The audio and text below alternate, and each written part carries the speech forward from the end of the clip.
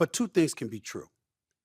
What you just said can be absolutely true and applicable to a large degree, but it still doesn't eradicate or negate the fact that there has been oppression in this country. There are still people being oppressed to some degree because you have the the glass ceiling, per se, the proverbial glass ceiling, the curtain where you don't get to necessarily see definitively or to connect definitively what people are doing to hold others back. There are people that have been held back. Everything, even though it should be about merit, and most things may very well be about merit, we do have instances in this country where a meritocracy, the one that we aspire to exist and live under, doesn't necessarily exist. You're not denying that, are No, you? of course that's true. But what I'm saying is that in the first instance, we should assume that if there's a problem, we can solve it on a personal That level. should be your instinctual. That should be your should first move. Your instinct. first move as a person should be to say, okay, let's assume that the problem is not the system, the problem is me. And then I'm going to work as hard as I can. And then if it turns out I still can't succeed, maybe it's the system. And then I need to actually investigate what in the system needs to change in order so that I can succeed.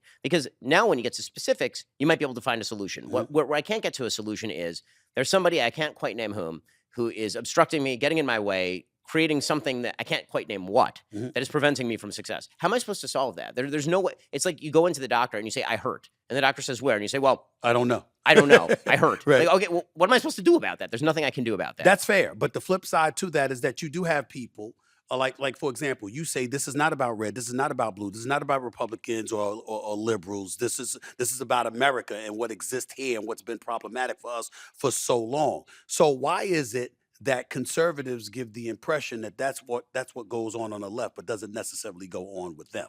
Well, again, I think that there is, particularly in the economic realm, a tend to zero-sum thinking that does predominate on the left more than on the right.